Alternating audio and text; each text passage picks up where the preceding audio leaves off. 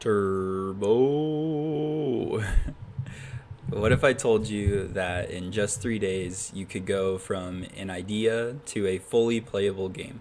That's exactly what happened to me during Turbo's latest game jam, and today I want to share that experience with you. Hey guys, my name is Chris, and normally we release a Turbo toolkit every Sunday covering a tool or skill set to help you get started with Turbo, but today I want to talk about game jams, why they're so powerful, what they can teach you, and why you should absolutely try one. Last week, Turbo launched its Nuts game jam, and I had the pleasure of participating. The game jam was just 3 days long, but in that time, I was able to take an idea, follow the theme, and actually complete a game. Let's talk about that process a bit. To start off, most game jams are going to have a theme. This one was nuts. I decided 1 hour to brainstorming, and that process involved Googling things, types of nuts, what is a nut, popular nuts, legends or myths involving nuts, etc. And once I found something I liked, I stayed with that. At the same time, I was thinking of genres, but not in the sense of what would be fun, but what I could realistically complete in 3 days. I compiled everything on a Notion document, but this could have easily been pen and paper. And after my first hour, I knew I wanted to make a card game that used the nut theme to separate decks into 3 different choices. Nuts that don't have hard shells, and I would call this deck choice the seeds. Nuts that have shells encasing them, like a chestnut, would be in my shell category, and nuts that had a mix of both would be my third category. I assigned a philosophy to each deck archetype. Seed is attack, shell is defense, and the third category would be tricks. This also helped me come up with the title, Seed and Shell. After 1 day of development, I took note of my progress versus my scope and where I was at. Choices like having a low card count per deck and only having 3 different decks in the game entirely helped me. But I had equally damaging choices such as wanting 10 to 14 attack cards and 8 to 12 defense cards and 4 to 6 trick cards, with 1 legendary card making up each deck.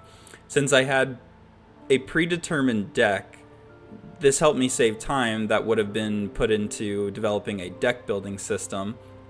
And after the first day, I would recommend looking at your progress and assessing if what you're working on can be completed within the time limit. If it can't, then lower your scope. Unique and complicated ideas I had for my game, I revamped into simpler ideas that still kept the core values behind it intact. I noticed for my situation, it was really easy to make unit cards and really difficult to make trick cards because they had unique effects. My attack and defense cards became unit cards, and if they were an attack unit, they would have more emphasis on the attack stat, and this was inversely true for defense.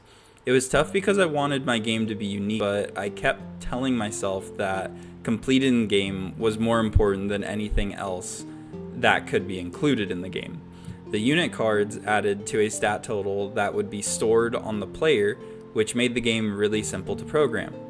It was just adding a card stat value to the player stat values. I shared my progress as I went, which also helped me keep accountability. People expected a finished game from me, and if I could not deliver, I would be letting them down. Seeing everyone else share their progress, watch what they created, was amazing and motivated me to keep going. I wanted to be one of the people who finished. If it weren't for the rules and environment of the game jam, I'd probably still be trying to include unique and fun mechanics for my card game, and the result would be that it wouldn't be playable. Because I participated, I was able to complete a game and now have the choice to update and work on it further if I really enjoyed and loved it that much. This game jam was just the thing I needed to see how far I've come and the progress I've made, and it could be that way for you if you give it the chance. If you decide to step out of your comfort zone and participate in a game jam, it will pay you back tenfold in progress and growth. It can be scary, you might doubt your current abilities, and yeah, if you don't finish, you might feel disappointed, but that's part of the process.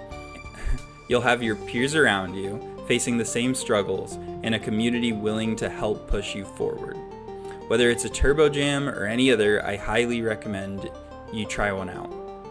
Receiving help and motivation, meeting like-minded individuals and getting positive feedback is what I can promise you from a Turbo Jam. You won't regret it. That's what I have for you today, nerds. I hope this helped, and if it did, drop a like and join our Discord. Let me know in the comments how your game dev journey is going, and I hope you continue to make games fast. Turbo!